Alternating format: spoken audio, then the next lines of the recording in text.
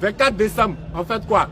On dit que c'est le réveillon de la naissance de Jésus-Christ. C'est-à-dire qu'on veille de minuit jusqu'au 25. On est en train de fêter qui? La naissance de Jésus-Christ. Quel Jésus-Christ? Fils de Dieu. Selon eux. Quel Jésus-Christ? Dieu qui a été fait homme, venu sur la terre. Selon eux. Là-bas, il y a un problème. On dit, on a commencé à compter les jours à partir de la naissance de Jésus-Christ. C'est que la naissance de Jésus-Christ, c'est le premier jour de l'an. Alors que le premier jour du calendrier, c'est le 1er janvier, c'est pas le 25 décembre. Il y a tellement de preuves. C'est la naissance de Jésus-Christ qu'on est en train de fêter.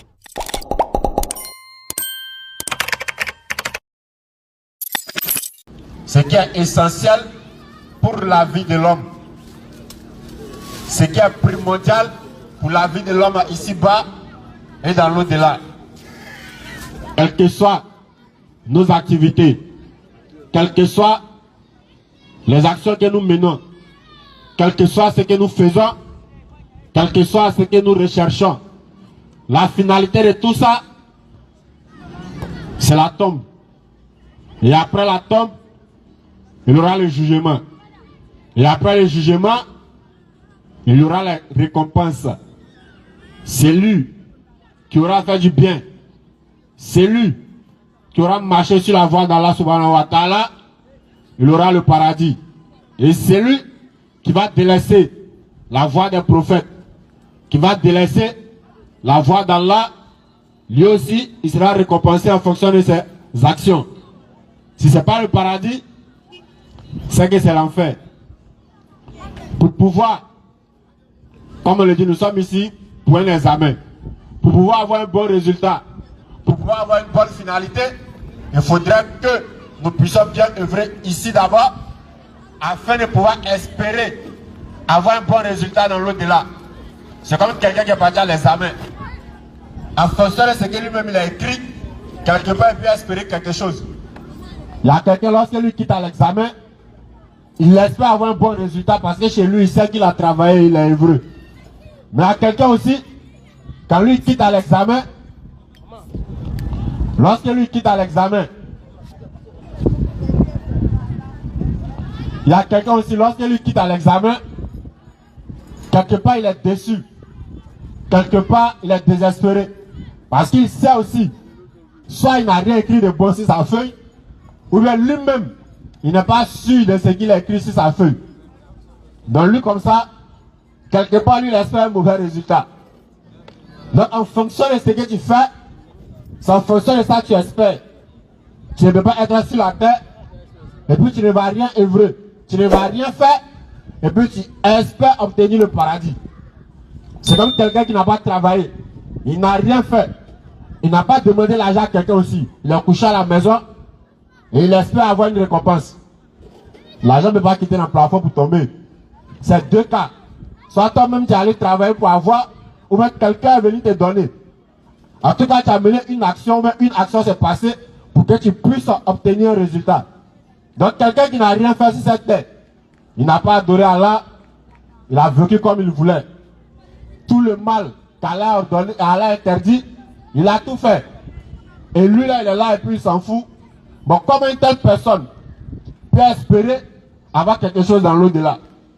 Ça aussi c'est une doctrine de quelqu'un, ou bien c'est une doctrine des gens qu'on enseigne aux gens, en disant qu'on n'a pas besoin des œuvres pour être sauvé.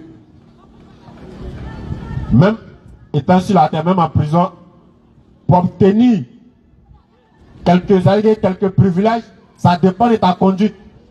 Ça c'est ce qui se passe entre nous ici, entre les êtres humains. Mais quelqu'un qui n'a rien fait, qui n'a pas œuvré, mais on dit qu'il suffit de croire en quelque chose, et puis automatiquement il est sauvé. Bon, si ce n'est pas la paresse, mais si ce n'est pas quelqu'un qui ne veut pas faire d'efforts, comment toi-même tu conçois ça? Ça veut dire que tu ne fais rien, mais tu obtiens quelque chose. Ça veut dire que tu ne mènes pas d'action, mais tu veux obtenir un résultat. Pour avoir un résultat, il faut qu'il y ait une action. Et c'est de ça qu'on vient parler ici chaque 16 h. Tous les mercredis, de 16 h à 18 h. On ouvre le forum à tout le monde, quelle que soit ta confession religieuse, quelle que soit ta couleur de peau, ou quelle que soit ta situation géographique, une fois que tu es ici et que tu es un être humain, qui a toutes ses facultés en place, qui a une quelconque doctrine à présenter, ou bien qui pratique une quelconque religion, ou bien qui est en quête de salut, ou bien qui est là pour nous proposer le salut, on ouvre le forum à tout le monde. Le micro, il est là. Quelle que soit ta question, tu peux venir la poser aussi. Si on a la réponse, alhamdoulilah, on va donner. Si on n'a pas la réponse aussi, on va te dire, ah, on ne connaît pas, mais on va aller chercher, on va aller se renseigner pour revenir. Le forum, il est ouvert à tous. Raison pour laquelle, chaque mercredi, chaque fois que nous avons le micro, nous lançons un appel à tout le monde. Venez prendre votre part du salut. Venez prendre votre part de lumière. Parce que cette lumière que nous venons vous présenter, Allah nous l'a confiée. Allah nous a donné la garde de la bonne marche de ce monde. Dans la sourate 3, le verset 110, Allah s'adresse à nous en disant: Kuntum khairan ummati ukhrijat linnas ta'muruna bil ma'ruf wa tanhauna 'anil munkar wa tu'minuna billah. Allah dit que nous les musulmans, il a fait de nous la meilleure des communautés, que lui il a fait surgir pour les hommes. Pourquoi? Parce que notre mission consiste à appeler les gens à ce qui est convenable. En un mot, à appeler les gens vers le bien et appeler les gens aussi à délaisser le mal. Et il nous a donné un livre, une lumière qu'on appelle le Coran. Cette lumière qu'il a donnée à son prophète Muhammad sallallahu alayhi wa sallam, afin de venir tirer l'humanité des ténèbres vers la lumière. Le prophète qu'il a envoyé comme miséricorde à toute l'humanité. Et cette lumière-là, ce n'est pas seulement pour les Djoula, ce n'est pas seulement pour les Arabes, ce n'est pas seulement pour les Baoulés, mais c'est pour la totalité des êtres humains. Raison pour laquelle nous vous appelons à venir prendre votre part de cette lumière-là. Sourate 5, le verset 15. Non. Ô gens du livre, Allah vous appelle. ô gens du livre, Tous ceux qui disent à détenir un livre venant d'Allah, Allah vous appelle, il vous interpelle en ces mots. notre messager Muhammad vous Allah est dit que certes venu. notre messager, le prophète Muhammad alayhi salatu wa salam, vous est certes venu Vous exposant beaucoup de ce que vous cachez du livre. afin de venir vous exposer beaucoup de choses que les gens nous ont cachées. Afin de venir vous exposer beaucoup de choses que les gens vous ont cachées. Que les gens nous ont cachées. Afin de venir vous exposer ce que vous cachez du livre. Non. Et passant sur bien d'autres choses. Non. Une lumière Il dit que le prophète alayhi salatu wa salam est venu avec une lumière. et un livre explicite vous sont certes venus d'Allah. Avec un livre qui détaille, qui traite les affaires de ce monde. Qui traite les affaires de tout le monde. Raison pour laquelle nous vous invitons à venir prendre votre part de cette lumière-là, qui est Al-Qur'anul Karim. Raison pour laquelle nous vous invitons à venir prendre votre part de salut dans cette religion qu'on appelle Al-Islam. Dans cette religion dont Allah il n'a omis de rien mentionner. C'est-à-dire que tout ce qui est utile à l'homme ici-bas et dans l'au-delà pour sa religion et pour ses affaires, Allah a donné la réponse à toutes ces choses dans le Coran. Sourate 14, verset 1er. Non. Alif, Lam, Ra. Voici un livre que nous avons fait descendre sur toi, afin que par la permission de leur Seigneur, tu fasses sortir les gens, tu fasses sortir les gens des ténèbres vers la lumière. Nous vous invitons vers ce livre dont Allah il a donné à son prophète alayhi salatu wa salam, afin de venir tirer les gens des ténèbres de l'idolâtrie, des ténèbres du mensonge, des ténèbres de la paresse, des ténèbres de l'illusion, vers la religion droite, vers la vérité, vers la lumière, qui n'est rien d'autre que l'islam. Il a envoyé son prophète alayhi salatu wa salam avec une religion universelle, avec un message universel adressé à l'univers. Ce Coran contient la parole de tous les prophètes et tous les messagers qu'Allah a envoyés. Ce Coran contient la vérité prêchée par tous les prophètes et tous les messagers. Ce Coran contient le résumé et l'accomplissement de l'envoi de tous les prophètes et messagers. Le frère va positionner la sourate 3, le verset 84. Où Allah nous dit ceci. Parlant de tous ces prophètes, parlant de tous ces messagers, qu'est-ce qu'Allah nous dit? Sourate 3, le verset 84. Nam. Dit. Allah est adressé à son prophète alayhi salatu wa salam, et en même temps à nous musulmans qui disons suivre le prophète alayhi salatu wa salam. Dit. Nam. Nous croyons en Allah. Allah dit, Allah nous demande d'attester que nous croyons en Allah. À ce qu'on a fait descendre sur nous. Et à ce qu'on a fait descendre avec le prophète alayhi salatu wa salam, qui est le Coran.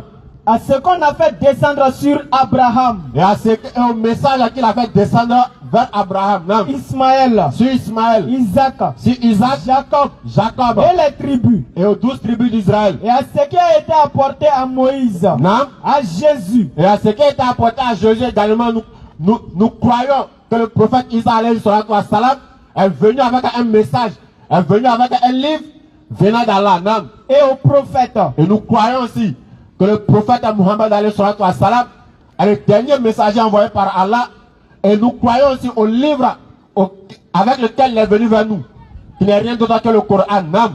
Nous ne faisons aucune différence entre eux. Nous les musulmans, nous ne faisons aucune distinction entre les prophètes véritablement envoyés par Allah. Il faut qu'on précise ça. Nous ne faisons aucune distinction entre les prophètes véritablement envoyés par le véritable Dieu, créateur des cieux et de la terre, qui n'est rien d'autre que Allah. Ce qui n'a rien à voir avec les faux prophètes autoproclamés qui disent qu'ils viennent de la part de Dieu. En l'occurrence, il y a un qui est éliminé, on l'appelle Kakou Philippe. Lui n'est plus dedans. Il est venu un matin et la première religion qu'il a attaquée, c'est l'islam. Comme Allah il sait faire les choses, lorsque les musulmans ont contre-attaqué, toujours avec les arguments et non par les muscles. Quand les musulmans ont commencé à contre-attaquer avec les arguments, le même qui était le premier à venir attaquer l'islam avec des paroles mensongères, ce même prophète-là qui a écrit dans son livre qu'il interdit à ses disciples de faire débat avec les musulmans. Il interdit à ses disciples d'échanger avec les musulmans. Alors que c'est eux qui ont été les premiers, selon eux, à vouloir prouver que l'islam est une fausse religion. Mais comme Allah l'a dit, de leur bouche, ils veulent éteindre la lumière d'Allah. Alors que Allah, il va parachever sa religion en dépit de la version des mécréants, en dépit de la version des associateurs. Nous reconnaissons que les prophètes véritablement envoyés par Allah. Et Allah, il a cité ses prophètes. Moïse, Jésus, Abraham et bien d'autres. Mais nous étant musulmans, nous suivons un prophète. Et ce prophète il s'appelle Muhammad alayhi salatu wa salam. Les gens disent beaucoup de choses de ce prophète-là. Les gens insultent à ce prophète. Les gens traitent à ce prophète de tout, sauf ce qui est vrai. De tout, sauf ce qui est bon. La question qu'on pose à ces personnes-là, est-ce que vous connaissez véritablement le prophète alayhi salatu wa salam? Surat 33, le verset 21. Nam. En effet, vous avez dans le messager d'Allah un excellent modèle à suivre. Pour commencer, Allah va parler de son prophète alayhi salatu wa salam. Il dit, vous avez dans le messager d'Allah un excellent modèle à suivre. Effectivement. Un excellent guide à suivre. C'est clair. Si tu veux bien vivre ici-bas et obtenir une bonne récompense dans l'au-delà, Allah dit que vous avez dans le messager d'Allah un excellent modèle à suivre. Effectivement. Mais pas pour tout le monde. Allah il a été précis dans son verset. Il dit le prophète alayhi salatu wa salam est un excellent modèle à suivre. Quiconque espère en Allah. Pas pour ceux qui le dénigrent. Pas pour ceux qui ont refusé par orgueil de le suivre. Pas pour ceux qui ont refusé de le suivre par paresse. Pas pour ceux qui ont refusé de suivre le prophète alayhi salatu wa salam parce qu'ils ont honte de prendre les ablutions. Pas pour ceux qui ont refusé de suivre le prophète alayhi salatu wa salam parce qu'ils ont peur de fermer leur corps ou même de couvrir leur corps. Allah dit, le prophète alayhi salatu wa salam est un excellent modèle à suivre. Pour quiconque espère en Allah. Pas pour tout le monde, mais pour quiconque espère en Allah. Et au jour dernier. Et pour quiconque est conscient que cette vie n'est pas éternelle. Et pour quiconque est conscient que quel que soit le temps qu'on va passer ici, nous sommes amenés à nous retourner vers Allah. C'est clair. Pour quiconque espère en Allah et au jour dernier. Et invoque Allah fréquemment. Et pour ceux qui sont des véritables adorateurs d'Allah. Et non pour ceux qui montrent un visage en disant qu'ils adorent Allah, alors qu'il a son petit fétiche à la maison. Allah dit que le prophète n'est pas un excellent modèle pour toi. Effectivement.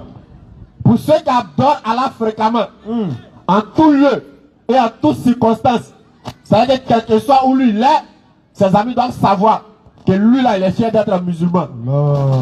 De par sa manière de marcher, par sa manière de parler, par sa manière de s'habiller, effectivement, même par sa manière de chercher de l'argent. Allahu Akbar. Son modèle à suivre, c'est le prophète alayhi salatu wa salam. Pour ceux qui invoquent Allah fréquemment, et non pour ceux qui sont complexés face aux autres. Il a honte que les autres sachent que lui est musulman. Quand le salut salam alaikum, il dit comment tu vas? Faut pas que ses amis vont savoir que lui il est musulman. Pour celui-là qui est complexé face à ses amis, lorsqu'il est en train de causer avec ses amis et que l'heure de la soirée arrive, par complaisance, il a honte de se lever pour dire à ses amis, il est là de prier, mais va prier pour revenir. Allah dit non, il ne parle pas de cela. C'est clair. Allah dit que le prophète est un excellent modèle à suivre pour ceux qui croient véritablement en Allah. Pour ceux qui suivent la sunna du prophète alayhi salatu wa salam. Et pour ceux qui savent que pour obtenir le paradis, il faut suivre le prophète alayhi salatu wa salam. Et non pour ceux qui pensent que l'islam est la religion des djoulas. Et non pour ceux qui pensent que l'islam est une religion de violence. Et non pour ceux qui pensent que l'islam est réservé seulement aux Arabes. Allah parle de son messager. Il dit qu'il envoie Muhammad en tant qu'une miséricorde pour l'univers. Allahu Akbar. Il envoie en tant que miséricorde pour l'univers. C'est-à-dire que toutes les créatures qui existent, visibles comme invisibles, on dit Muhammad alayhi salam est votre prophète. Allahu Akbar. Il est votre messager et puis il est votre guide. C'est clair. Donc, si tu es dans l'univers, si tu sens être humain, et que tu es dans l'univers, quelle que soit ta position où tu te trouves, écoutez, quelle que soit ta couleur de peau, quelle que soit ton ethnie, Allah dit que le prophète alayhi salam est ton prophète et il est ton messager. Allahu Akbar. Muhammad alayhi salam c'est qui? Il est tout, sauf ce que les ennemis de l'islam disent sur vous. Ça c'est clair. Il est tout, sauf ce que les ennemis de l'islam disent de lui. Les hommes présentaient le prophète comme ils veulent, afin de pouvoir faire fuir les gens de la religion du prophète alayhi salatu wa salam. Subhanallah. Raison pour laquelle, écoutez, personne ne s'est chargé de la défense du prophète alayhi salatu wa salam, mais c'est Allah lui-même qui a défendu son prophète alayhi salatu wa salam dans son Coran. Toutes les fausses accusations que les gens ont menées contre le prophète alayhi salatu wa salam, Allah a toujours fait descendre un verset afin de montrer à la face du monde que ceux qui sont en train de dire ne sont que des fausses accusations. Effectivement. Lorsque le prophète alayhi salatu wa salam est venu vers les Arabes, lorsqu'il est venu à la Mecque avec l'islam, lorsqu'il a présenté le Coran, lorsqu'ils ont lu le Coran, tellement eux-mêmes ça a dépassé leurs imaginations. Ils savent qu'un être humain conscient ne peut pas s'asseoir pour écrire tout ça là. Ils ont dit que non, lui il n'est pas normal, c'est un fou. Effectivement. Ils ont traité le prophète alayhi salatu wa salam de fou parce que le message qu'il a envoyé en âme et conscience, ils savent qu'un être humain qui a toutes ses facultés normales, un être humain normal ne peut pas s'asseoir pour écrire un tel livre pour venir présenter. Donc qu'est-ce qu'il faut faire? Soit ils vont le traiter de fou, soit ils vont dire soit ils vont dire qu'ils l'ont sorcelé, ou bien ils vont dire que c'est le démon qui l'inspire. Subhanallah. Donc là qu'ils ont traité le prophète alayhi salatu wa salam de fou, écoutez la réponse. Allah il va répondre à ces personnes-là pour dire que cet homme qui est venu vers vous, ce n'est pas n'importe qui. Vous ne le connaissez pas, mais c'est moi qui le connais, c'est moi qui l'ai envoyé. Dans la sourate 68, le verset 4. Voilà ce qu'Allah a dit de son prophète alayhi salatu wa salam. Allons-y. Sourate 68, le verset 4. Non. Et tu es certes d'une moralité imminente. Au verset 2. Au verset 2. Nam. Tu, Muhammad, n'es pas par la grâce d'Allah, de ton Seigneur, un possédé. Allah dit que tu n'es pas un possédé. Tu n'es pas un fou. Parce que la parole que tu as envoyée, en vérité, c'est parce que ça dépasse leur entendement. Qu'ils savent qu'un être humain normal ne peut pas écrire ça là. C'est clair. Voilà pourquoi ils disent que non, ça là, moi là, il est possédé. Effectivement. Ils ont demandé à le prophète d'aller sur la salam. Ils savent que c'est pas un menteur. Parce qu'avant la révélation du Coran, et même il appelait Ahmed Al-Amin, le digne de confiance. Donc comment le traiter de menteur? Devant aller étape par étape. Ils ont commencé à dire non, lui André, il a commencé à délirer. Parce qu'on sait que c'est pas un menteur. Il n'a pas l'habitude de venir avec un faux message. Effectivement. Ou bien il ne dit jamais ce qui n'est pas vrai. Donc c'est un fou. À la fin descendre le verset pour lui dire il n'est pas possédé. C'est clair. Ils sont allés encore plus loin. Ils ne sont pas arrêtés là.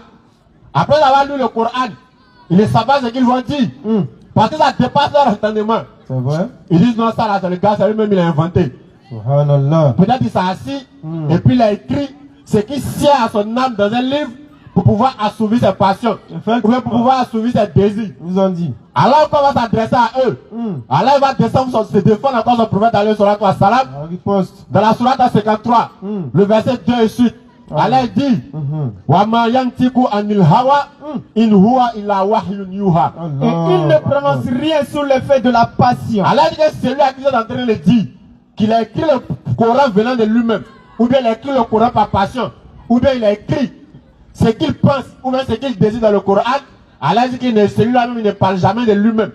Il ne parle pas de lui-même. À plus forte raison venir écrire des choses qui viennent de lui dans le Coran. Allah dit qu'il parle sous l'effet de la révélation. Ce n'est rien d'autre qu'une révélation inspirée. Non. Inspiré de qui? Que lui a enseigné l'ange Gabriel à la force prodigieuse. Allahu Akbar. C'est-à-dire que ce n'est pas une œuvre humaine. Ce n'est pas quelqu'un qui s'est assis dans une réunion ou bien dans une réunion pour venir inventer les choses. Où on s'assoit dit bon, aujourd'hui on s'assoit réfléchir qui est Dieu. Nous dit non, c'est Jésus. Nous dit mais c'est ça Jésus, si Jésus est Dieu. Dans le livre qu'on nous présente comme étant le livre que Jésus a envoyé. Écoutez. Quelque part, ça prouve, quelque part on voit les versets qui montrent que c'est un être humain. Ils disent bon non, c'est vrai, si on dit seulement qu'il est Dieu, ça risque de créer problème. Effectivement. Donc, la décision c'est quoi? Il est 100% Dieu, en même temps il est 100% homme. Ce n'est pas de cette révélation là qu'il s'agit. Effectivement. Ce n'est pas la révélation où on s'assoit dans la réunion et puis on traite. On dit bon, pour pouvoir aller au paradis, qu'est-ce qu'on doit faire? Si on dit aux gens de suivre Allah, c'est nous qui détient la plus grande usine d'alcool. C'est nous qui détient les usines de préservatifs. Subhanallah. C'est nous, on détient tout ce qui est débauche. Si on dit aux gens que le message d'Allah consiste, ou bien le véritable message de Dieu consiste à quoi? Pour avoir le salut, il faut suivre les paroles, les révélations de Dieu. Suivre son prophète. Se débarrasser de tout ce qui est mauvais. Maintenant, la société ne va plus marcher. C'est clair. Donc, qu'est-ce qu'on doit faire? On s'assoit dans une réunion, on dit bon, voilà ce qu'on décide aujourd'hui. Le Dieu créateur des cieux et la terre, puisque les êtres humains ont péché sur la terre, il va envoyer son enfant va mourir, et puis il va pardonner le péché de tout le monde. C'est un vrai film. Là, si on fait ça, les gens ne vont pas se détenir de l'alcool, ils ne vont pas se détenir de la dépravation. Effectivement. Ils vont suivre la religion qu'on veut, et en même temps, nos business aussi vont continuer à marcher. Ça, c'est clair. Il ne s'agit pas de cette révélation, mais il s'agit de la véritable révélation, venant du véritable Dieu, créateur des cieux et de la terre, qui s'appelle Allah. Effectivement. C'est cette révélation, c'est cette religion-là qu'il a donné à son prophète alayhi salatu wa salam, qu'il est venu annoncer aux gens. Mais tellement ils sont dépassés, ils disent non, bon la soeur il est devenu fou, ou bien c'est lui-même peut-être, il a envie de faire certaines choses, donc il a mis ça dans un livre pour y présenter aux gens comme une révélation. Est-ce qu'ils ont dit? Ça aussi ça n'a pas pris. Ils ont tourné jusqu'à, ils disent bon, on est traité de menteurs. Campagne de dénigrement, on se promène dans le marché, on se promène en ville, et on avertit les gens. Il y a un monsieur dans la ville ici qu'on appelle Mohamed alayhi salatu wa salam. Ce Mohamed là, personne ne doit l'écouter parce que c'est un menteur. Ils ont commencé à propager ça dans la ville. Partout, ils ont commencé à propager ce mensonge là à l'encontre du prophète alayhi salatu wa salam. Mais comme le prophète alayhi salatu wa salam, ce n'est pas lui-même qui s'est envoyé, mais c'est quelqu'un qui l'a envoyé. Étant garant de cette personne-là. Allah subhanahu wa ta'ala va défendre son prophète alayhi salatu wa salam. Écoutez. Dans la sourate 6, le verset 33. Voilà ce qu'Allah va dire au prophète alayhi salatu wa salam pour l'apaiser. Comme dans ses attributs, il se déclare en tant que l'apaisant et le rassurant. Allahu Et dans Akbar. le prophète alayhi salatu wa salam, Surat 6, le verset 33. Nam, Nous savons qu'en vérité, ce qu'ils disent te chagrine. ils sont en train de mentir en ville partout à la Mecque que tu es un menteur. Ils sont en train de te dénigrer. Ils sont en train de te calomnier. Étant un être humain, ça c'est une parenthèse pour ceux qui disent que le prophète alayhi salatu wa salam est divin. Il n'est pas divin, c'est un être humain. Les gens de film Mougli là. De la même manière qu'aucun être humain ne peut être fier qu'on le dénigre. Aucun être humain normal ne peut être fier qu'on mente sur lui. C'est de cette même manière le prophète alayhi salatu wa salam, il a été touché lorsqu'ils ont mené cette campagne de dénigrement contre lui. En train de raconter les histoires bizarres sur le prophète. Allah démontre par ce verset-là que c'était un être humain comme toi et moi. Claire. La seule différence c'est quoi? Yuha ilayhi. C'est tout. Il recevait une révélation. Voilà la seule différence entre nous et lui. C'était un prophète et puis il recevait une révélation. Avec tout ce qui va avec la prophétie. Allah dit que nous savons que ce qu'il dit sur toi, c'est que ça t'afflige. Continue. Oh, Non. vraiment, ils ne croient pas que tu es menteur. Allah dit en vérité, ces mensonges qui sont en train de proférer contre toi, en vérité au fond de ils savent que tu n'es pas un menteur. Mais, Parce qu'avant la révélation du Coran, eux tous les a fait tester à la Mecque ici que tu es un véridique. Effectivement. Tu t'es arrêté sur une montagne et tu as posé la question. Si je vous dis qu'il y a des ennemis derrière cette montagne, prêts à nous attaquer, est-ce que vous allez me croire? Et tous ont répondu, on va te croire parce qu'on t'a jamais connu comme un menteur. Allahu Akbar. Dans les au fond d'eux, ils savent que tu n'es pas un menteur. mais, Le problème c'est quoi? Non. ce sont les versets, le Coran d'Allah, Non. que les injustes régnent. La vérité que tu as envoyée, le message que tu as envoyé, c'est ça qui dérange les koufars. Allah. C'est ça qui dérange les ennemis de l'islam. Voilà pourquoi ils sont en train de se promener pour te dénigrer. Sinon, tu n'es pas fou, tu n'es pas possédé. Eux-mêmes, ils savent que tu n'es pas un menteur. Mais le message que tu as envoyé les dérange. Ça dérange à leur passion. Ça dérange à leur foi. Ça dérange à leur paresse. Effectivement. Parce qu'ils ne veulent pas travailler, ils ne veulent pas œuvrer, mais ils veulent aller au paradis. Alors que le Coran dit que pour aller au paradis, il faut faire le bien. Donc lui, en regardant son intérêt, ce n'est pas toi, il voit. Mais le message que tu viens lui présenter, ce message-là le dérange. Allah dit, rassure-toi. Il ne faut même pas les écouter. Au fond d'eux, c'est moi qui ai créé l'homme. Allah. Et je suis près de l'homme avec sa veine jugulaire. Donc ils savent ce qu'il y a au fond d'eux. En vérité, au fond d'eux, ils savent que tu n'es pas un menteur. Allahu Dans un Akbar. plaquet, on va pas traiter le menteur directement. Ils ont commencé par quoi? On dit que tu es possédé. On dit que tu es fou. On dit que tu es ensorcelé. On dit que tu es ensorcelé. Hey. Madri. C'est bon, c'est bon. C'est bon, ok. C'est bon comme ça. Allons-y, je suis là. Dans un plaquet, on traitait de tous les noms. Hein. Avant de venir dire que tu es un menteur. Allah a encore rassure son prophète. Non. Mais ils ne se sont pas arrêtés là. Continue. Dans la sourate 52, le verset 29, pour tout gâter. Puisque le Coran est venu avec des messages qui parlent du passé et qui parlent encore du futur. Allahu Akbar. Ils disent non, lui là c'est un devin. Non, c'est qui? Non, un homme normal ne peut pas dire ça.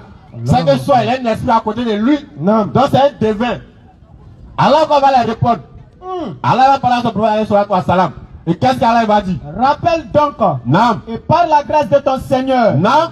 tu n'es ni un devin, Allah dit que tu n'es pas un devin. ni Non. un possédé. Allah dit encore que tu n'es pas possédé. Ils ont menti sur le prophète et Allah il a nettoyé son prophète alayhi salatu wa salam. Mais pourquoi ils ont annoncé tous ces propos sur le prophète alayhi salatu wa salam? Parce que le message du Coran les dépassait. Allahu Akbar. Parce que, quelle que soit les sciences, parce que les Arabes étaient des gens très éloquents. Effectivement. Ils avaient la connaissance de ce qu'on appelle la parole. Donc lorsqu'ils lisent ce message-là, ils savent qu'un être humain normal ne peut pas écrire ça là. C'est clair. Donc qu'est-ce qu'il faut faire? Il faut dénigrer cette personne-là. Quand ils ont dit, on dit c'est un fou, donc maintenant vous venez tout gâter, on dit c'est un devin. Mais le prophète alayhi salatu wa salam, Allah pour leur montrer qu'il n'est pas n'importe qui. Dans la sourate 68, le verset 4, Allah va dire ceci de son messager. Wa innaka la'ala khuluqin azim. Allahu Akbar. Il dit tu es doté certes d'une grande moralité. Allahu Akbar. Tout ce qui est bon, comme caractère. Naam. Tout ce qui est caractère de noblesse. Allah dit que tu es doté de tout ça. Allahu Akbar. Donc toutes ces accusations-là, ce ne sont que mensonges parce qu'il ne veut pas se prosterner pour adorer Allah. C'est clair. Tous ces mensonges qu'on dit sur les réseaux, tous les mensonges qu'ils publient dans les médias comme le prophète alayhi salatu wa salam, c'est parce qu'ils ne veulent pas faire leur ambition. C'est parce qu'ils ne veulent pas œuvrer pour avoir le paradis. C'est clair. C'est parce qu'ils ne veulent pas suivre le véritable message à donner à tous les prophètes. Naam. Voilà pourquoi ils inventent des choses contre l'islam, C'est clair. contre Allah et contre son prophète alayhi salatu wa salam. Allahu Akbar. Et nous en tant que musulmans, Écoutez. nous sommes fiers de suivre ce prophète alayhi salatu wa salam. Parce que le suivant, il fait de nous des êtres humains. Le message qu'il a envoyé nous garde dans notre nature propre. Notre nature d'humain, notre nature de serviteur d'Allah.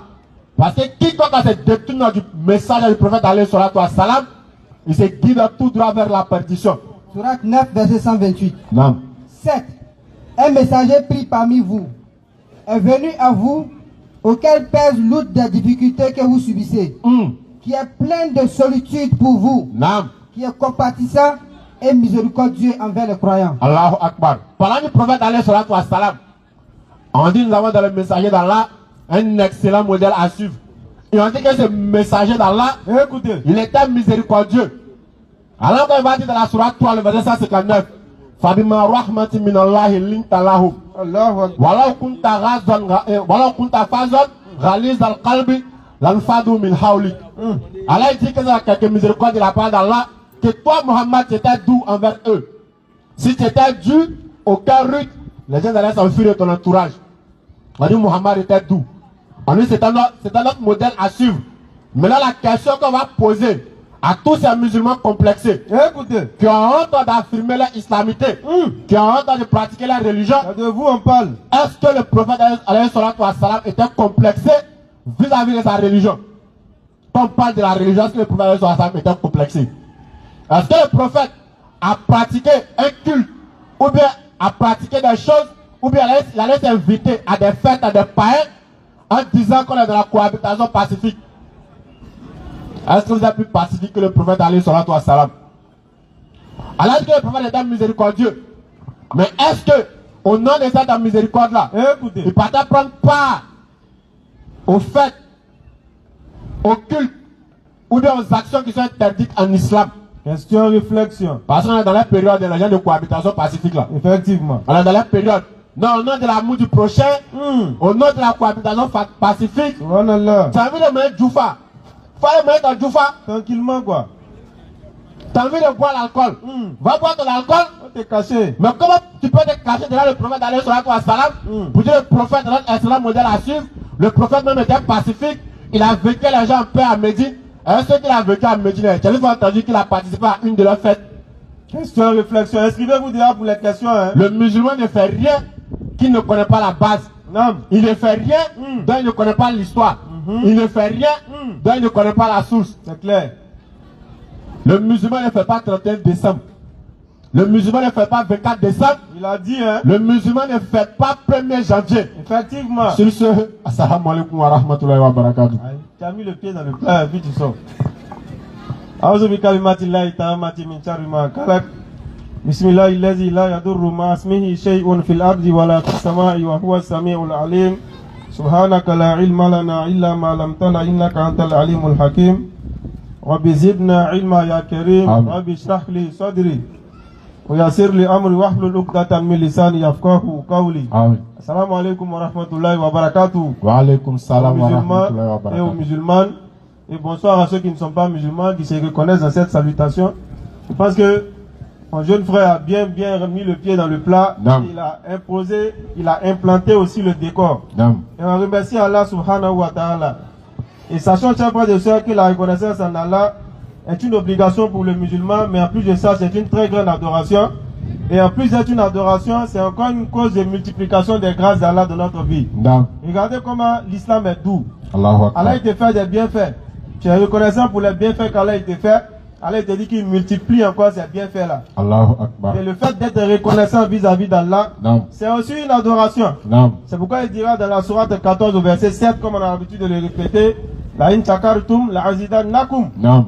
Et si vous êtes reconnaissant vis-à-vis des grâces que moi, votre Seigneur, je vous ai fait, sachez que je multiplierai davantage ces grâces-là. Allahu Akbar. Mais par contre, voilà, in kafartum, inna adabi la shadid. Mais si vous êtes, n'est-ce pas, ingrat vis-à-vis des grâces de votre Seigneur, et sachez qu'Allah, il est dur un châtiment. Et chers frères et sœurs, pour être reconnaissant pour ces grâces qu'Allah nous a faites, il est important pour nous de les mentionner à chaque fois. Le fait d'être créé, être humain déjà, c'est une très très grande grâce pour nous.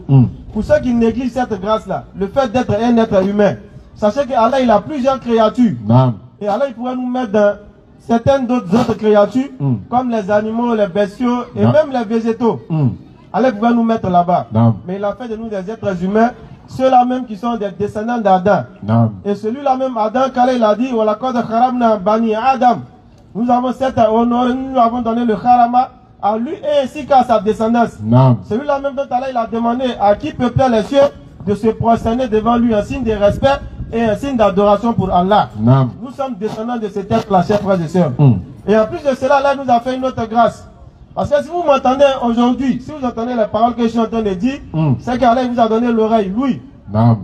Si vous me voyez, c'est qu'Allah vous a permis de voir. Et si vous arrivez à distinguer ce que je dis, c'est qu'Allah vous a donné ce qu'il a appelé Al-Afaïda. Ce qu'il a appelé le discernement, la raison, l'intelligence ou encore le cœur dans d'autres traductions.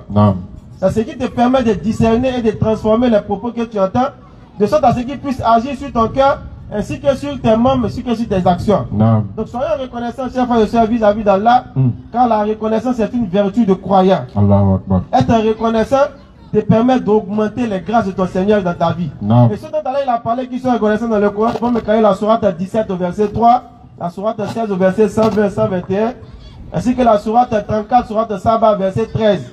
Vous allez voir ceux dont Allah il a parlé de leur reconnaissance et ceux dont Allah il a commandé à eux et à leur famille d'être reconnaissants vis-à-vis de ces grâces. Et nous allons essayer tant soit peu de nous comparer à ces illustres personnages-là. Pour voir qui sommes-nous pour ne pas être reconnaissants, alors que ces personnes-là étaient dans des périodes très très difficiles. Des périodes où la religion n'était pas connue comme aujourd'hui la religion est connue. Des périodes où placer une natte pour prier ou pour faire la sola, ou adorer un seul Dieu était quelque chose d'inconnu. Aujourd'hui, adorer un seul Dieu est connu de tous. À savoir ce qu'on appelait le tawhid. La parole aujourd'hui qui est en train de frissonner les gens sur Internet. On dit quand tu dis tawhid, ça veut dire que tu es, n'est-ce pas, tu es figé ou tu appartiens à un groupe précis. Parce que ces personnes-là sont, n'est-ce pas, dans ce qu'on appelle le shirk caché. Le culte de la personnalité. Ils font le culte des gens. Ils sont dans notre communauté. Ils ont pris quelqu'un, ils l'ont mis en avant. Ils ont fait de lui quelqu'un qui est supérieur au messager alayhi salatu wa salam. Quand on dit nom du messager, tu vois qu'ils sont calmes. Mais quand on dit nom de d'autres personnes, tu vois qu'ils sont fougueux. Ils ont mis ces personnes-là à la place des messagers alayhi salatu wa salam. Et ça c'est grave. Ça c'est un manque de reconnaissance vis-à-vis d'Allah, vis-à-vis de cette lumière qui est Muhammad alayhi salatu wa salam. Allah dit inna arsalnaka shahidan ومبشرا ونذيرا وداعيا الى الله باذنه وسراجا منيرا. Regardez comment Allah il parle du messager alayhi salatu wa salam. Toi tu es un témoin, tu es un annonciateur et tu es en même temps un avertisseur. Allah il a fait de toi une lumière pour les gens, que tu les appelles par la grâce d'Allah. Sans compter Muhammad arsalnaka illa rahmatan lil alamin. Comme Muhammad tu es une miséricorde pour l'univers. Il a répété ça tout à l'heure. Mais tu verras quelqu'un dire le nom de Muhammad alayhi salatu wa salam, il n'y a pas d'émotion. Mais quand on dit le nom de ceux qu'ils ont suivis, qu'ils ont mis à la place des messagers, il y a une vive émotion. Et ça, c'est aujourd'hui ce qui est courant sur Internet surtout. Et ça, c'est un manque de reconnaissance, chers frères et sœurs. Soyons reconnaissants à Allah. Et nous avons envoyé son messager aussi. Allons-y. Surat 17, le verset 3. Ils entendent la sunna. Surat 17, le verset 3. Ils ont fait de la sunna un groupe. Alors que quiconque ne pratique pas la sunna ne peut pas prétendre être musulman. Jamais. Pratiquer la sunna, c'est sur Muhammad alayhi salatu wa salam. Alors il a dit dans la sourate 3 au verset 31. Si vous aimez Allah, in kuntum tuhibbuna Allah fattabi'uni. Si vous aimez Allah, suivez le messager alayhi salatu wa salam. Suivre la sunna, c'est suivre Muhammad alayhi salatu wa salam. Pas le fait de taper sa poitrine partout pour dire je suis sunni. C'est pas ça, suivre la sunna. Pas le fait de se mettre dans un groupe. Qui tombe dans ça, chers frères et sœurs. Et ça, c'est l'appellation, c'est le message que nous donnons depuis des années. Qui tombe dans le sectarisme. Naam. Parce que quiconque se met dans ce combat de sectarisme, en réalité, il ferme la porte au rappel à un certain groupe de personnes. Ça, c'est clair. Parce que quand tu t'affiches en tant qu'une personne qui est dans un groupe précis, Naam. dès que tu dis, n'est-ce pas, que tu fais le rappel, les gens de l'autre groupe se disent non, ça c'est les gens de tel groupe-là. C'est quoi ils sont? Ils sont plus à écouter ton rappel. Naam. Donc il faut quitter le sectarisme. On va aller avec la reconnaissance. Surat 17, le verset 3. Rapidement. Oh vous, Ça c'est nous, alayhi salam. Allez-y. oh vous, Oh vous. les descendants de ceux que nous avons transportés dans l'arche En avec réalité, chers Noé. frères et sœurs, nous sommes tous des descendants de ceux que Allah il a transportés dans l'arche avec nous, alayhi salam. Lorsque l'idolâtrie avait, n'est-ce pas, pris le terrain, lorsque l'idolâtrie battait son plein, et que Shaitan avait fait croire aux gens que l'imagerie des saints allait être quelque chose qui allait nous rappeler, n'est-ce pas, les bonnes actions, à la place du zikr, du rappel d'Allah. Voilà comment le cirque est rentré, chers frères et sœurs. Imagez les saints, mettez des images. Il y a un qui a mis ça sous. Il y a un qui cherche par là.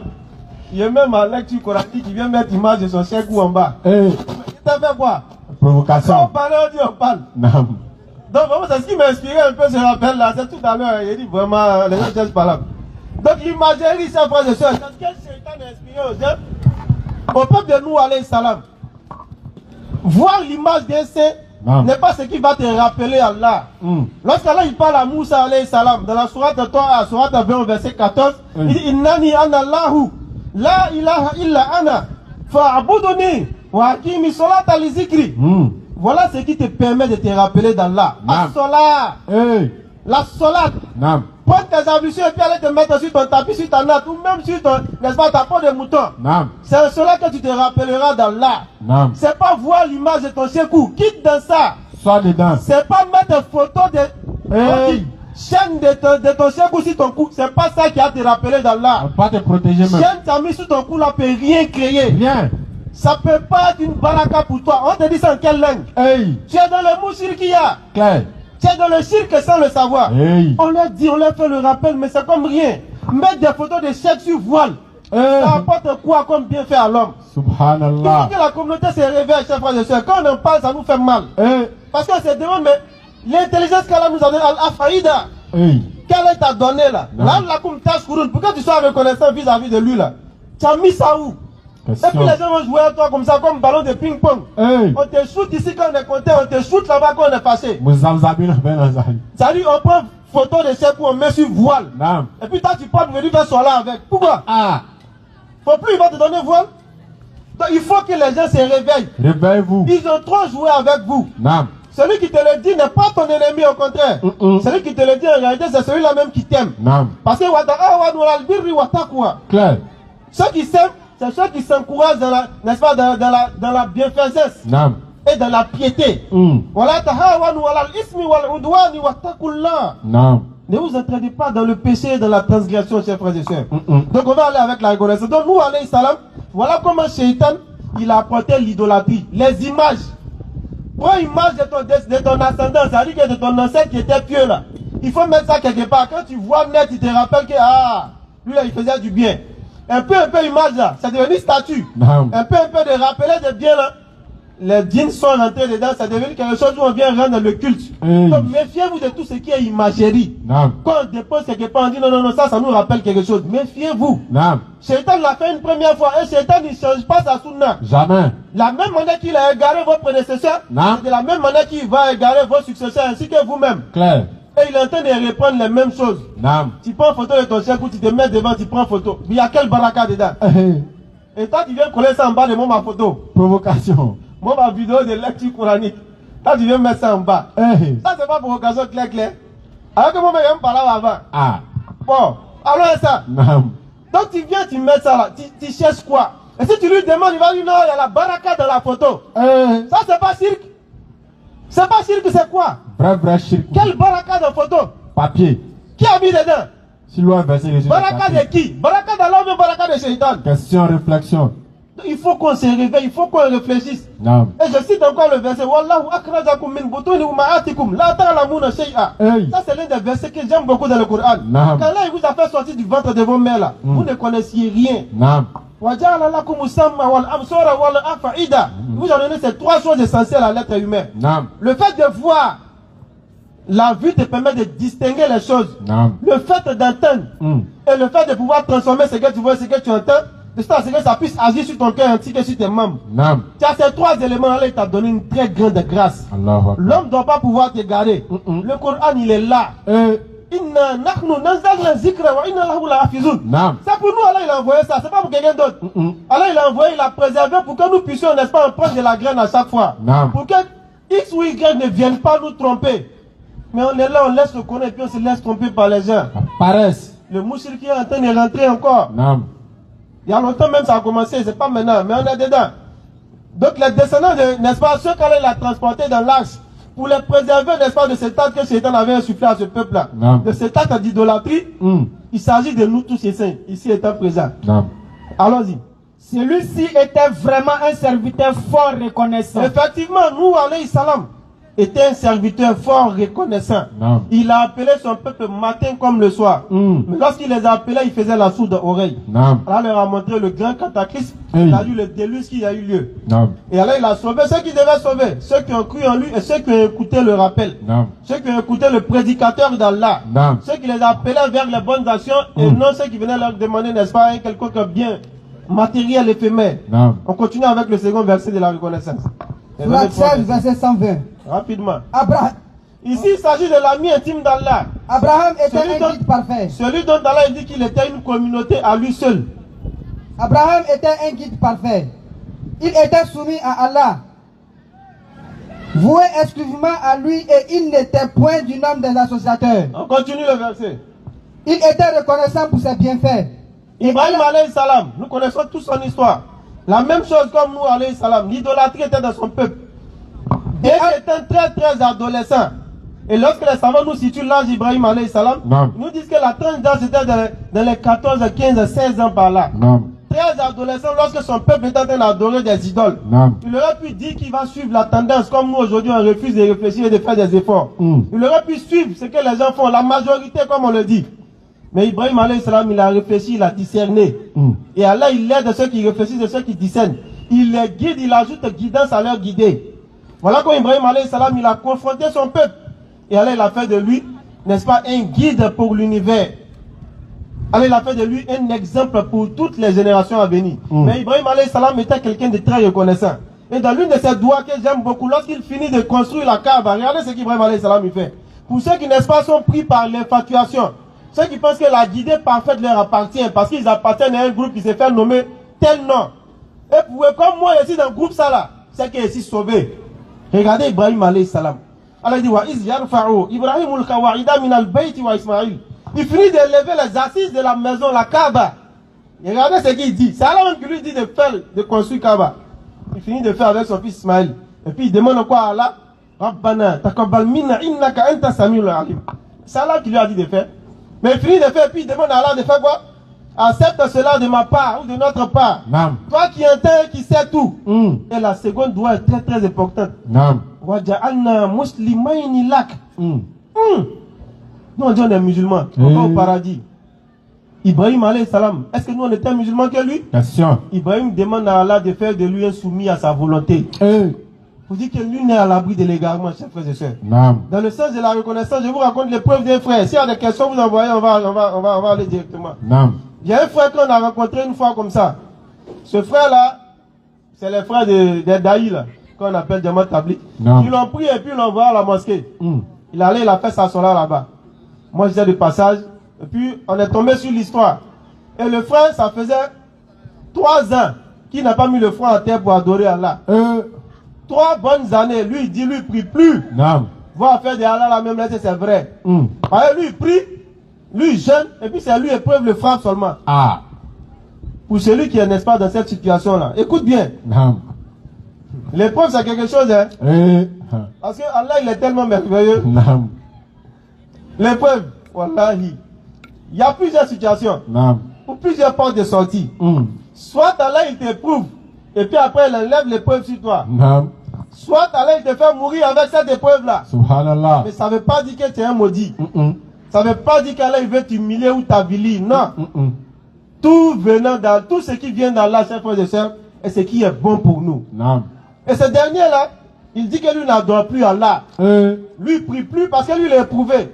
À chaque fois c'est lui, travail est gâté, c'est lui sa voiture est explosée, c'est lui encore sa femme est partie. Tout est bizarre dans sa vie. Donc depuis lors, lui il dit que lui il prie plus.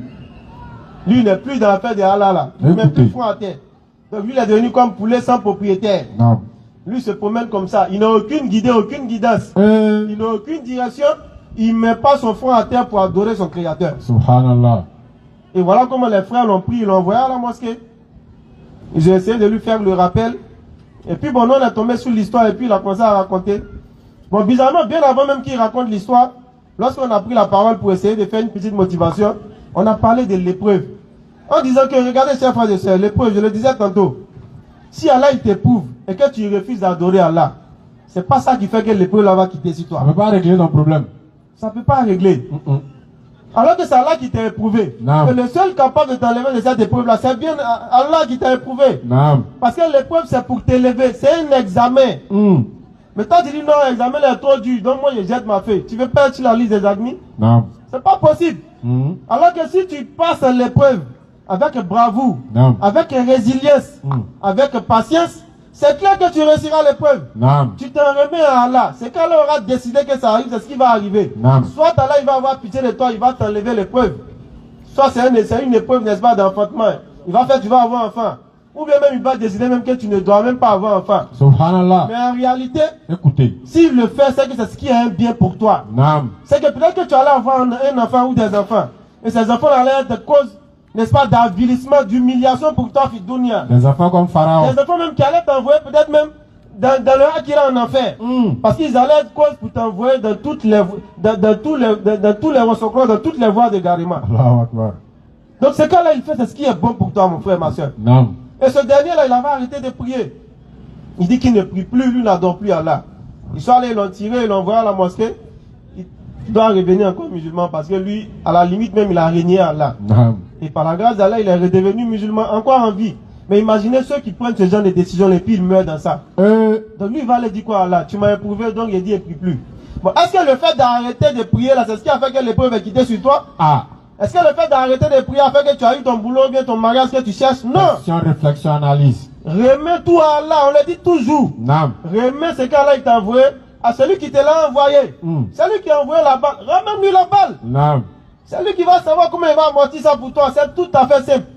Mais ce dernier-là, pour aller rapidement, pour terminer, pour revenir sur mon verset, ce dernier, il a repris la voie de la prière. Vous savez, il y a des personnes qui sont tellement faibles dans la foi. Allah, il les envoie, n'est-ce pas, l'épreuve, et il demande juste un petit effort de leur part. Ce dernier-là, c'était son cas. Un petit effort de sa part. Du moment où le gars, il a repris la route de la masjid, il a repris, n'est-ce pas, le tapis de la sola, il a recommencé à se prosterner pour Allah. C'est comme amusement, quoi. Lui-même, il était d'expliquer ces grâces-là, non? Et puis, tu as vu que c'est film. Il dit, travail, là, on nous a appelés. Tout ça, là, on avait raté durant la période, là. Ça va venir un rappel. On dit amusement. 3 ans, ils vont payer ça un rappel. Ceux qui avaient payé, ils ont jugé qu'ils avaient été lésés. Donc ils vont payer. On ne te parle même pas de l'histoire des compagnons, on te parle de certains-ci. C'est un contemporain. Donc ils vont payer leur rappel. D'ailleurs, le jour où ils nous parlaient même, ils avaient déjà versé une petite partie du rappel. Tu sentais sur lui-même que ça va être fini. La joie a commencé à sortir un peu. Ça, c'est le propre de l'homme. Tout le mal qu'il a vécu, l'épreuve là, il a tout oublié comme rien. Si tu lui demandes, mais il y a 2 ans, tu étais dans quelle situation? Il a oublié. Il a oublié. Tellement le bienfait d'Allah était grand dans sa vie. Tout simplement pourquoi? Parce qu'il a, n'est-ce pas, repris foi. Il a repris confiance en Allah. Et il a repris la voie de la prosternation. La prosternation est un cadeau, c'est un trésor, chers frères et sœurs. Surah 2, le verset 155. Tu dis ça? Il faut dire. D'accord? Très certainement, nous vous éprouverons par un peu de peur, de faim et de diminution de biens, de personnes et de fruits.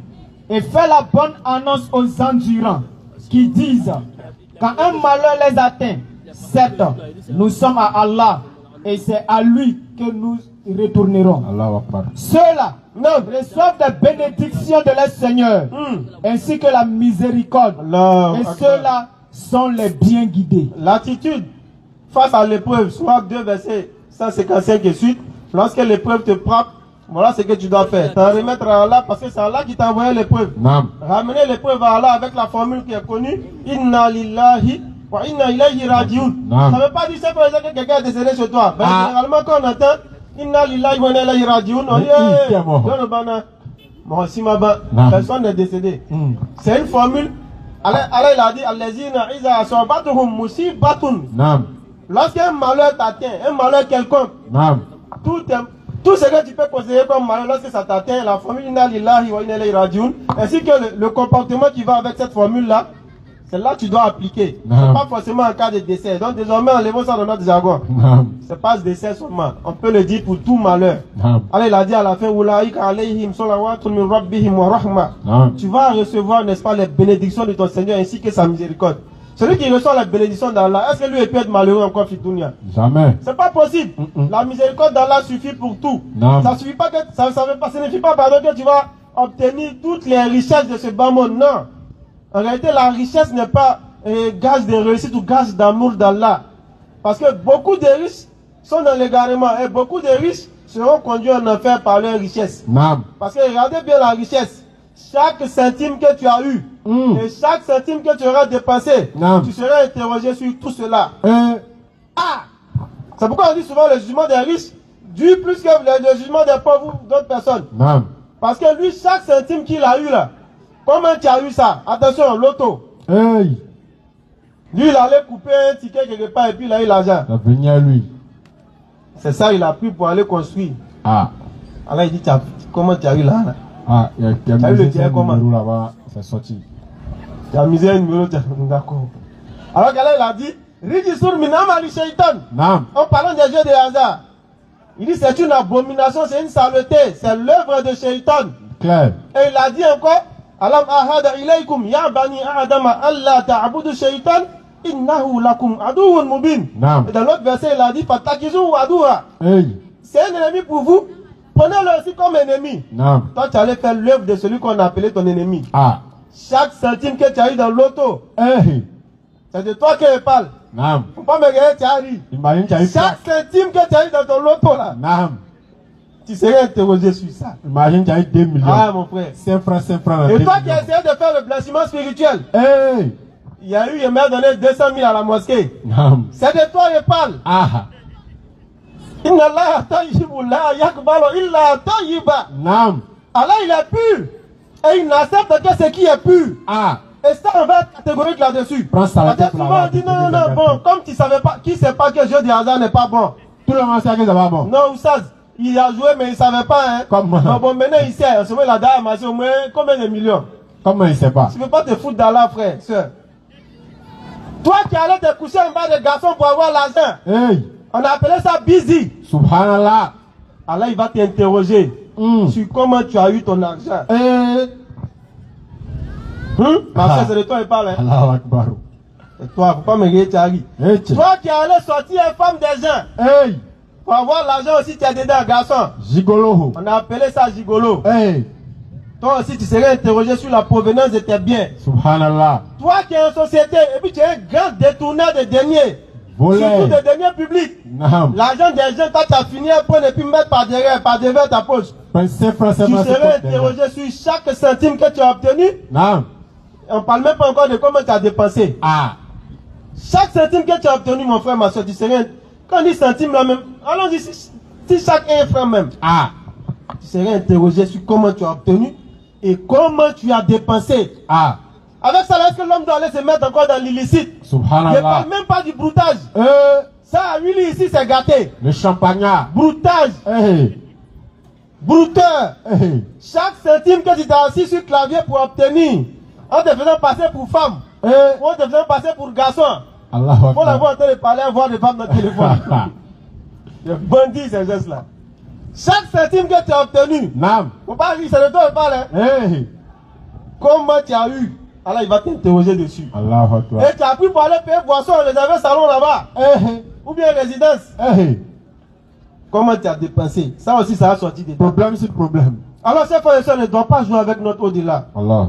En réalité, on le dit, on met un peu d'ironie dedans pour que ça puisse être attrayant pour les oreilles. Naam. Mais en réalité, c'est une mise en garde. c'était un appel, n'est-ce pas, à la prise de conscience. Naam. Parce que la mort n'attend plus. La mort, ce n'est plus une question de il était malade. Ce n'est plus une question de il était âgé. Naam. Maintenant, quand on décède, on ne demande plus il avait quoi. Parce que c'est inutile. Naam. Il n'avait rien, puis il est décédé. La mort, c'est des arguments qu'on prend, demander il avait quoi, il était où. Non. Tu avais quelque chose, tu n'avais pas quelque chose, tu vas mourir. Naam. Tu étais quelque part, tu n'étais pas quelque part, tu vas mourir. Clair. Mais la mort n'est pas une fatalité pour le musulman ou pour le croyant. Ça, il faut qu'on se le mette en tête. Naam. La mort, c'est Allah qui l'a dit. Ce n'est pas que nous sommes dans le fatalisme, non. On n'est pas en train de demander aux gens, n'est-ce pas, demander la mort, non. Le prophète il a dit de demander longue vie à Allah. Nous demandons longue vie à Allah. Naam. Mais on dit en même temps que celui qui suit le tawhid, celui qui suit Allah, la mort n'est pas une fatalité pour lui. Naam. Parce qu'il a dit, il a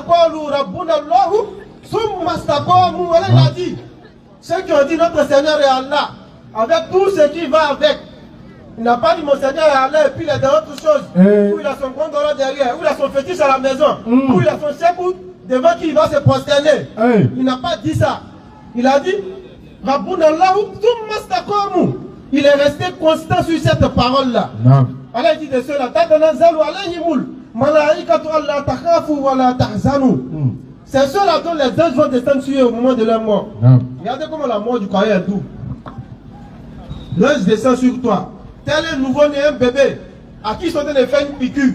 Tellement ça lui fait, tellement la piqûre va lui faire un peu mal. La maman même, tu la regardes, c'est comme si c'est elle-même qui est en train de subir la piqûre. Mais en même temps, elle lui donne à têter. En même temps, elle lui tapote, n'est-ce pas, les fesses, pour que la douleur puisse passer. Voilà comment le croyant, il est en train de partir. Tous les bienfaits qui entourent, n'est-ce pas, la miséricorde d'Allah sont réunis. Les anges viennent lui dire, la takafu, la tahzanu. Et puis ils annoncent quoi? Reçois plutôt la bonne nouvelle du paradis qui t'avait été promis. Donc c'est ça, ça veut être une fatalité pour le croyant. Non! Toute personne qui meurt sur la ilaha illallah, quand il est en train de partir, nous on ne peut pas voir. Mais en réalité c'est comme ça il est en train de partir. Il quitte ici dans ce monde fatidique et fatigant, dans ce monde d'hypocrite, dans ce monde de méfaits et de méchanceté, pour aller dans les bonnes grâces de son Seigneur. Donc quand quelqu'un il décède sur la voie de l'islam, en réalité il n'est pas, c'est-à-dire il n'est pas mal parti. Quel que soit son âge, dès qu'il est parti sur la voie de l'islam, on doit dire Alhamdulillah. Parce que ce départ, nous allons tous le faire. On va tous prendre ce départ-là. On va tous emprunter ce chemin-là pour aller vers la mort. Ce à quoi nous devons maintenant nous atteler, chers frères et sœurs, c'est de partir sur la voie de l'islam. C'est de quitter dans les croyances de il est chemin, vérité et vie. Quand Jésus a le chemin, la vérité et la vie. Petite parenthèse à nos cousins d'à côté. Je disais à un frère, mais chemin, vérité et vie, ça c'est tous les prophètes qui sont apparus. Parce qu'un chemin, il est fait pour être suivi. Voilà comment les prophètes sont semés. In kuntum tuhibbuna Allah fattabi'uni. Le prophète alayhi salatu wa salam, il est chemin. Si vous aimez Allah, suivez-le. C'est ça qu'on appelle chemin. Allah, il est la vérité. Et cette vérité-là, elle est transmise à ses prophètes. Et même dans la Bible, c'est écrit aussi dans Jean 6, verset 68. Lorsque Pierre il parle à Jésus, il dit, Maître, à qui irons-nous? Tu as les paroles de la vie éternelle. Lorsque Jésus est en train de prêcher, la femme là, elle est tellement contente de dire, ah, Dieu est éloquent. Hein. Elle dit, heureux les seins qui t'ont porté, heureux les mamelles qui t'ont allaité. Allaité Dieu. Ah, c'est Dieu c'est emporté. Et là, qu'est-ce qui se passe? Jésus va riposter en disant, et ça c'est sur ça que je vais terminer, on dit à des questions. Heureux plutôt celui qui écoute la parole de Dieu et la garde. Ce qui veut dire tout simplement, heureux plutôt celui qui aura entendu le rappel que nous avons dit. Il n'a pas regardé celui qui est en train de faire le rappel. Il a plutôt écouté. De là où les rappels, où les paroles qui sont en train de dire là proviennent. Il dans le Coran et dans la sunna de Nabi alayhi salatu wa salam. Il a dit c'est qu'il doit suivre ces paroles-là. Et garder ces paroles-là, c'est n'est-ce pas se conformer à ces paroles. Qui était un adepte des jeux de hasard ou des faux mouvements, j'ai entendu, même si je ne peux pas immédiatement arrêter, ça c'est l'idéal immédiatement, je prends l'intention de pouvoir quitter dans ça, je demande à Allah, n'est-ce pas, de m'y aider. Et je fais tous les efforts qui vont avec pour pouvoir quitter dans mon mauvais bien pour aller, n'est-ce pas, vers de bons auspices. Donc quand on donne la compréhension, on va mettre une pause. La reconnaissance, Inch'Allah, c'est toujours, on va en parler. On va aller avec les questionnements. Après, on va terminer, Inch'Allah. Assalamu alaikum wa rahmatullahi wa barakatuh, les ustaz. Alaykoum salam, chef. Alhamdulillah, ce sont que des questions anonymes. Ouais. Il y a un frère qui pose la question, il dit il est malade et il va à l'hôpital et les docteurs n'ont pas eu de remède. Donc, est-ce que les remèdes qu'ils ont eu, c'est quelque chose d'interdit en islam? Est-ce qu'il peut utiliser ça, tel qu'il est bière ou bien la viande du porc, tout ça? Bon, bien, oui, les choses comme ça. Ah, bien ne pas que soigner quelqu'un. Bon, lui là, il a envie de boire Koutougou. Il va venir dire non, il y a un remède là, on met dans Koutougou, et puis on prend. Lam yaj'al Allahu shifa'akum fima harrama alaykum. Ça, c'est la règle de base. Et c'est un hadith de Nabi alayhi salatu wa salam. Allah, il n'a pas mis votre guérison dans ce qui vous a rendu haram. Ça, il faut que les musulmans se l'inculquent, que se l'incorporent dans la tête, dans le cerveau. Allah, il n'a pas mis ta guérison dans ce qui t'a rendu haram. Crois pas en Allah ou bien? On dit c'est un Koutougou qui soigne l'homme. Voilà un médicament, hein, mais c'est un Koutougou, on boit ça. Quand on nous préserve des maladies graves. Parce que la maladie, quand elle arrive à un degré, si Allah ne t'a pas aidé, si tu n'as pas le iman, tu peux tomber effectivement dans les faux trucs. Non. Donc Allah nous en préserve. Et quand on nous donne la foi nécessaire, sachant que là, ça aussi c'est une règle de base en islam. Voilà, ici Allah il t'a soumis à une épreuve. C'est que cette épreuve-là, toi tu peux la supporter. Non. Seulement c'est le manque d'iman qui nous met dans les trucs. Sinon la règle de base, c'est le hadith qu'il a cité tout à l'heure. Lam yaj'alillahu shifa. Il y a plusieurs riwayats. Mais ça c'est un riwayat qui dit Lam yaj'alillahu shifa'akum fima harama alaykum. Allah il n'a pas mis votre guérison dans ce qui vous a rendu haram. Non. Pipi qui soigne. Mais c'est à côté. Pipi c'est toxique. Non. Comment pipi va te soigner? Surtout on dit premier pipi. Hein? Tous les toxines là sont réunies dedans. Non. On dit il faut prendre ça dans 20 matins. Type, hey! Subhanallah. Ça c'est chez nous ici en Afrique on voit ça. Sinon c'est les blancs mais il n'y a pas ça. Quittez dans ça. Allah il dit que c'est haram. Tout ce qui sont en l'homme là, c'est destiné à aller dans la terre. Non. Tu coupes tes ongles, tes cheveux, il faut enterrer. C'est la règle de base. Quand une personne malheureusement a un accident, il perd un membre, on enterre. C'est comme ça, il y a une année, le tawhid de tout le monde, de la quasi, bon, il n'y a pas dit quasi totalité, de la majorité des membres de notre communauté a été remis en cause. Tant de coronavirus, tout pas ici. Cheveux dans le Coran. Cheveux dans le Coran. Les gens ont mis cheveux dans le baril, ils ont mis l'eau dedans, ils ont partagé aux gens. Wallahi. Tawhid là, c'est pas du jeu. Hein.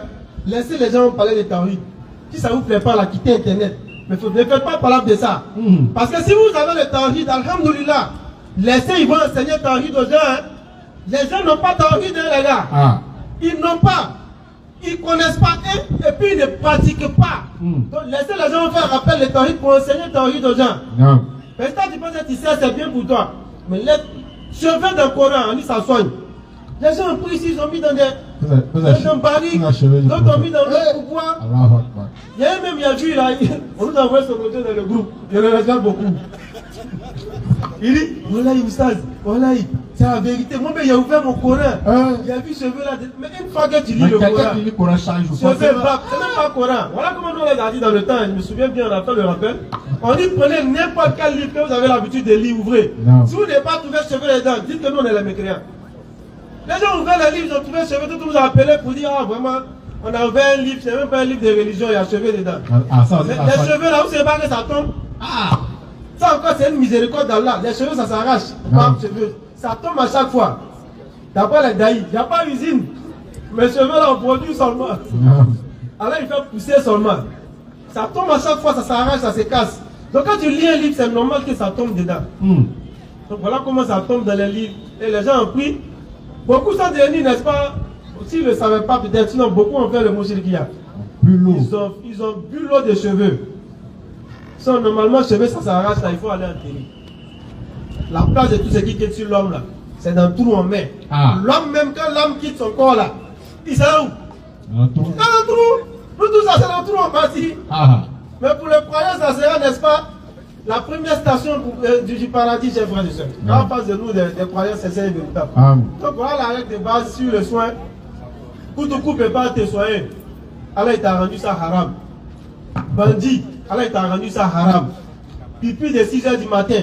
a dit que c'est haram, il faut le laisser. Mais c'est toxique. Tu dis ça à un bon médecin, il va te dire, mais tu vas te tuer. Avec toute autre chose qu'ils vont dire, une fois que c'est haram dans la législation islamique, sachez que ça ne peut pas vous soigner. Si vous avez la certitude en Allah. Parce qu'en réalité, c'est la certitude que nous devons chercher, nous tous. Toi, dans la foi, mais la certitude qui doit accompagner cette foi, on ne l'a pas. Mais Inch'Allah, on va en faire un rappel spécial.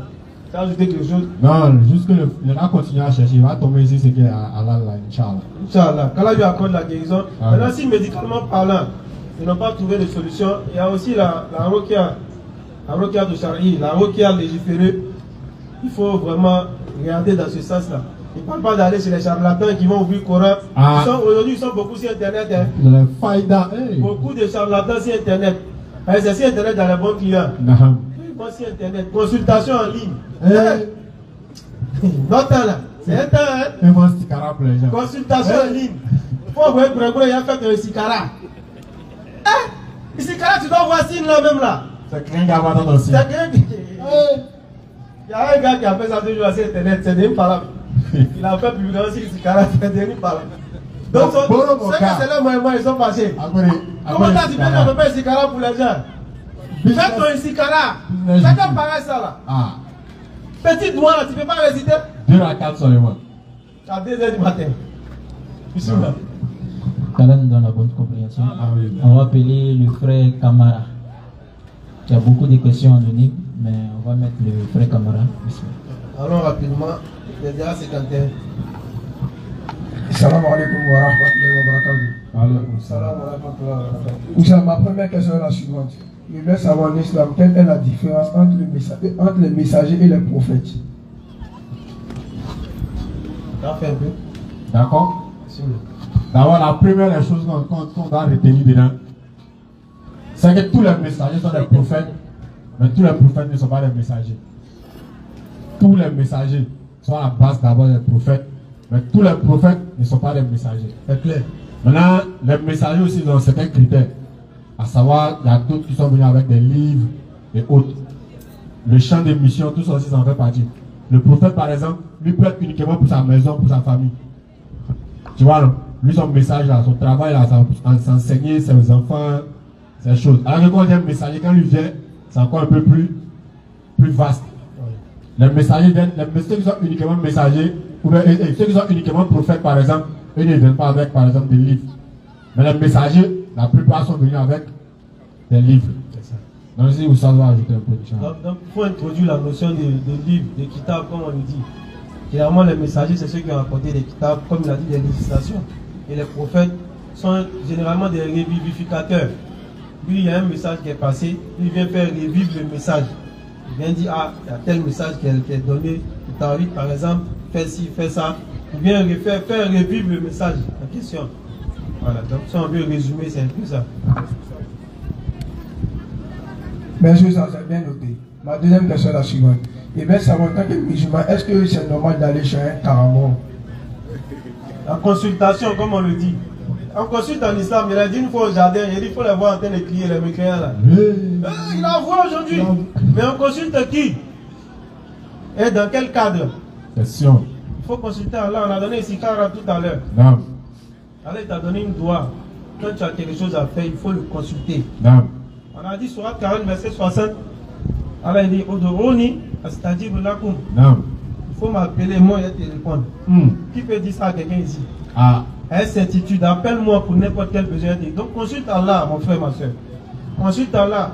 La solution à ton problème est dans les mains d'Allah. Ensuite, maintenant, si tu dois aller voir un humain pour t'aider, c'est pas interdit.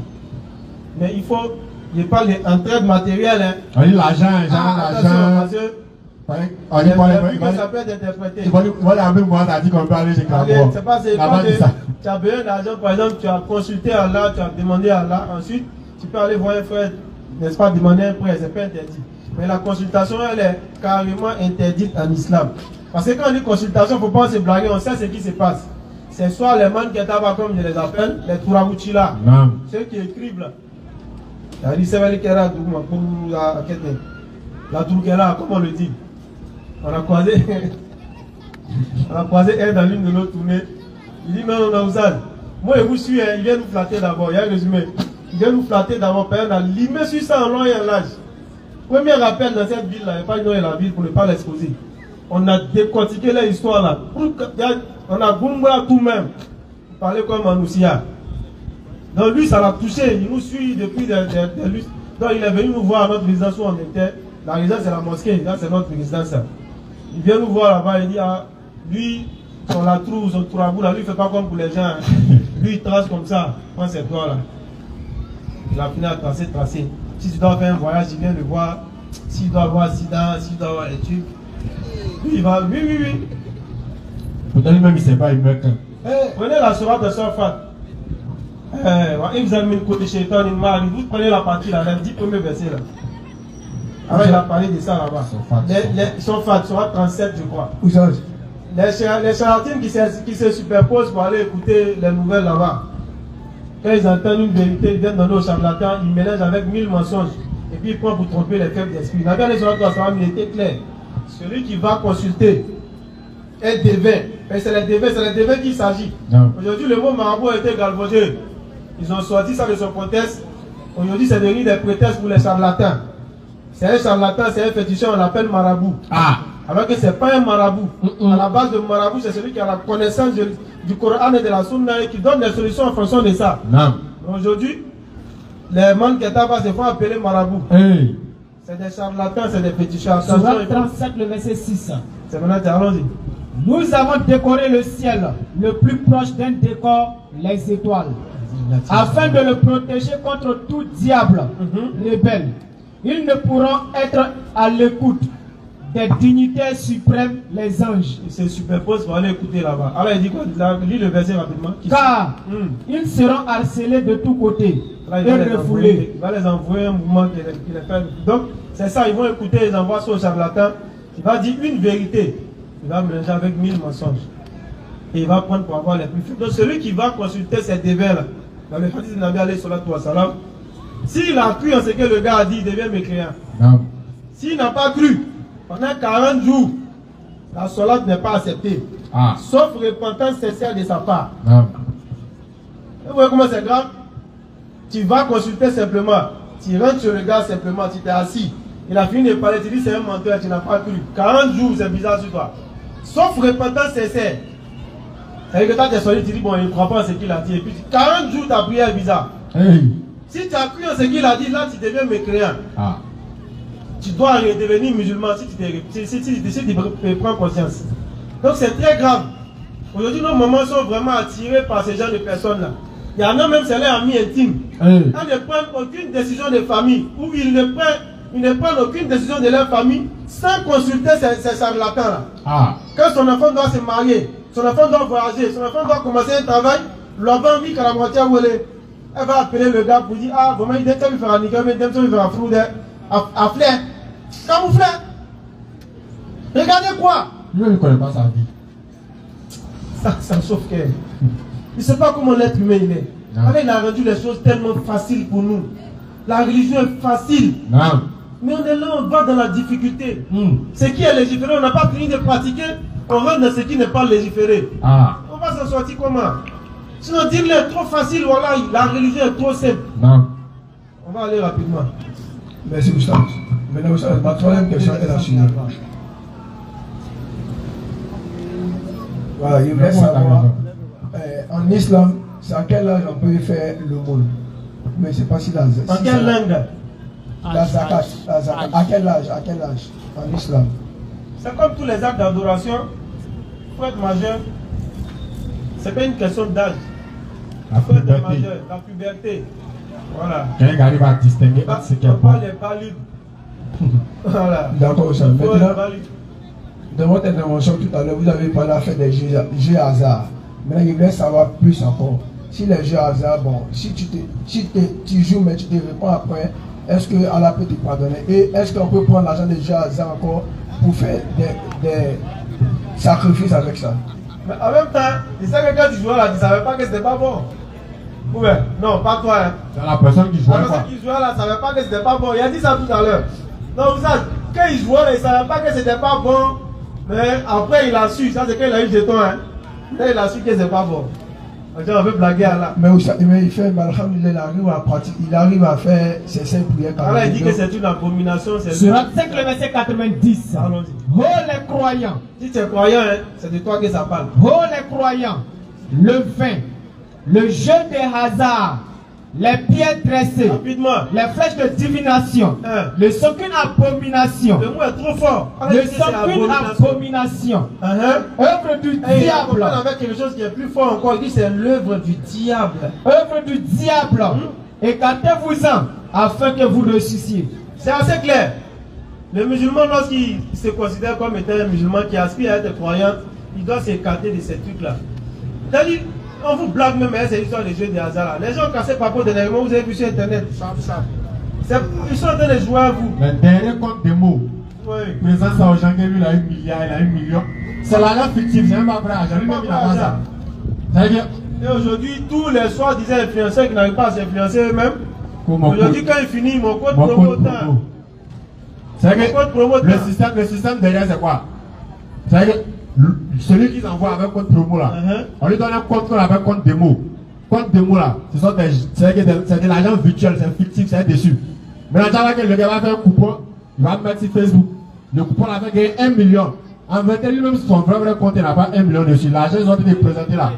C'est pas vrai compte. Il vous flash avec. Donc, quand il voit 1 million, le gars, c'est coupon là, c'est sûr. Lorsqu'il prend, lui-même, il s'en se met dedans, lui, il ne gagne pas. Ouais. Maintenant, il est déjà accro à la chose. Le gars, lui donne, il ne gagne pas, mais il est dedans. C'est dit. Et regardez, à chaque fois, quand ils viennent à les papiers et puis ils sont assis là, il a joué 21. S'il avait joué 22, il allait gagner. 22 va jamais sortir. 22 va pas. Le jour 22 va sortir là, c'est le jour où tu as joué 23.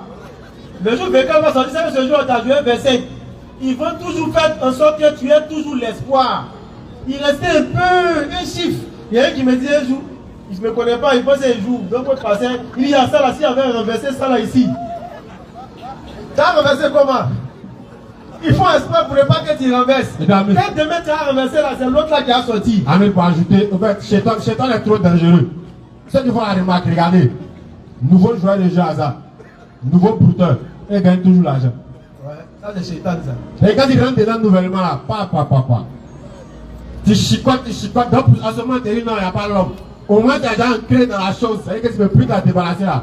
Ça te laisse.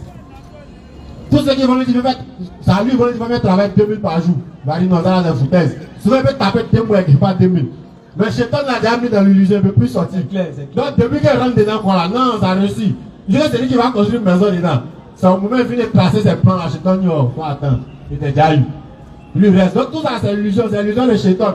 Chétan jeans, Chétan être humain. Ils sont mis en featuring. Voilà. Donc attention à ces trucs là. Maintenant ce dernier là c'est comme ça. Hein. Il va dire ouais quand lui jouait il ne savait pas. Après, lui il a su maintenant. Comme maintenant il sait, l'argent est là, il fait comment. Bon, non on ne va pas rentrer dans les détails. Moi, tout ce que je peux dire, c'est qu'aujourd'hui, là, tout le monde sait ce qui est bon et tout le monde sait ce qui n'est pas bon. Si tu dis que c'est clair. C'est clair. Donc, aujourd'hui, là, si tu allais faire, c'est un toi et puis Allah. Là, tu as eu dedans, là. Si tu penses que tu veux faire le bien, ça tant mieux. Moi, il ne va pas dire de ne pas faire le bien avec, mais je ne vais pas aussi légaliser ça.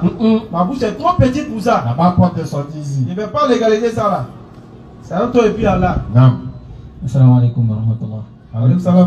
Il y a un frère qui pose la question. Il dit dans le Coran, il est dit que il ne faut pas marier un vieux à une petite fille. Et il dit dans le Coran, il est dit il ne faut pas marier un vieux à une petite fille. Mais alors que le prophète Mohammed sallallahu alayhi wa sallam s'est marié avec une petite fille dans son histoire. Bon, déjà, le concept de petite fille, il faut qu'on le définisse. Parce que le mariage, d'abord, n'est pas défini en fonction de l'âge qu'on connaît là.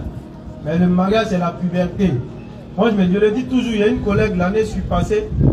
Moi, on parlait d'une fille qui a eu, excusez-moi, c'est menstrué à 12 ans. Elle dit elle-même, sa propre fille a eu ses menstrues à 9 ans. Elle n'est pas morte. Elle n'est pas musulmane aussi. On dit qu'elle est en train d'essayer de justifier quoi que ce soit. L'autre parlait de sa fille qui a eu menstrué à 12 ans. Donc moi, je me dis, tiens, 12 ans de nos jours là. Elle dit, aïe, elle-même sa propre fille à 9 ans, elle a eu ses menstrues. Il dit, tu dis quoi? Si elle a un black, on va prendre ça dans le couloir, ils vont dire c'est les enfants. On les voit sur des tables, dans les couleurs, en train de faire des trucs. On dit non, mais quand ils vont vouloir la marier, on dit non, pourquoi? Mineur. Mais elle va faire chose que les grands font. Là, il n'y a pas de problème. Donc en réalité, une fois qu'elle a atteint la puberté, la femme, elle est déjà apte au mariage. Maintenant, le mariage de Aïcha, avec Nabi alayhi salatu wa salam, on le dit toujours, on a lancé un défi. On ne parle pas des musulmans même. Les musulmans restent tranquilles. Tous les mécréants, chrétiens, kémites, confondus, juifs même ne parlent même pas de ça là. Parce que chez eux, les mécréants, c'est désert. Donc ils ne mettent pas la bouche dans ça là. Par là, vous, en piquant, si je ne vais pas mettre sa bouche dedans. Donc juif même ne met pas sa bouche dedans. Mais on a lancé un défi pendant plus de 3 mois sur TikTok dans le temps. On dit, venez nous montrer dans votre croyance si le mariage tel que présenté du Nabi alayhi salatu wa salam avec Aïcha radiallahu anha, si dans votre croyance, pas c'est nous, hein, dans votre croyance, venez nous montrer où c'est interdit. Chrétien, kémito, traditionnaliste, il n'y a pas son un qui était capable de venir nous montrer avec des sources à l'appui que c'est interdit. Ils peuvent pas. 3 mois, plus de 3 mois sur Internet. Il n'y a pas quelqu'un. On a ici chaque parce que le mariage, et puis on est là aussi, on les attend. Si quelqu'un se sent capable, mais chrétiens ici, on est là-bas. Venez nous montrer dans votre croyance. Mariage de Nabi alayhi salatu wa salam qui était dans la cinquantaine, comme on le dit, on ne va même pas démentir le hadith. Avec Aïcha radiallahu anha, venez nous montrer chez vous là où c'est interdit. Pas chez nous-mêmes, chez vous. Venez nous montrer où c'est écrit dans vos livres, que ce soit juif, chrétien, athée, partout. Je suis des sorciers. Toutes les croyances confondues, même Zora. Venez nous montrer où c'est interdit dans votre croyance. Et puis on va se confronter, on va voir quelque chose. Il n'y a pas. Parce que c'est les sabotages que les gens voient. Comment juger un mariage qui a eu lieu au 7e siècle, aujourd'hui au 21e siècle? C'est absurde. C'est absurde. Il y a eu des gens qui ont gouverné. C'est le groupe. Il y a eu des rois qui ont gouverné à 7 ans, 8 ans. Aujourd'hui, là, tu peux voir le président de la République 7 ans. Président de la République 7 ans, vous pouvez voir ça. Mais il y a eu des rois qui ont gouverné à 7 ans. Beaucoup là-bas. Donc ne prenez pas les époques pour venir, les réalités d'une époque pour venir les transposer dans d'autres époques. C'est faire preuve d'une malhonnêteté intellectuelle et spirituelle. Mais nous, on est là pour, n'est-ce pas, comme la police, la brigade anti-mensonge est malhonnête intellectuelle et spirituelle. Tu viens nous confronter, tu vas voir que tu ne connais rien. En toute humilité. Allons-y rapidement, on ne va pas attendre le groupe. On a moins de 5 minutes pour terminer. On m'attend un peu. Est-ce que les musulmans doivent fêter décembre? Bon, bismillah. Non, on a trop parlé de ça. Il va faire un peu. On a commencé, on n'est pas rentré, on a juste touché. Voilà ça, alhamdoulilah, la soeur, elle n'était même pas là qu'on parlait de ça. Elle est revenue avec la question. Est-ce qu'un musulman fête 24 décembre? Est-ce qu'un musulman fête 25 décembre? Est-ce qu'un musulman fête 31 décembre? Est-ce qu'un musulman fête 1er janvier? La réponse est catégorique. C'est non. Non, un grand N. Première des choses, 24 décembre, en fait quoi? On dit que c'est le réveillon de la naissance de Jésus-Christ. C'est qu'on veille de minuit jusqu'au 25. On est en train de fêter qui? La naissance de Jésus-Christ. Quel Jésus-Christ?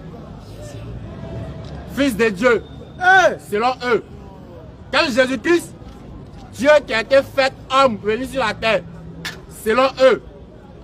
Là-bas, il y a un problème. On dit, on a commencé à compter les jours à partir de la naissance de Jésus-Christ. C'est que la naissance de Jésus-Christ, c'est le premier jour de l'an. Alors que le premier jour du calendrier, c'est le 1er janvier, c'est pas le 25 décembre. Il y a tellement de preuves. C'est la naissance de Jésus-Christ qu'on est en train de fêter. En vérité, c'est fête à nos sources chrétiennes, mais à la base, c'était des fêtes païennes.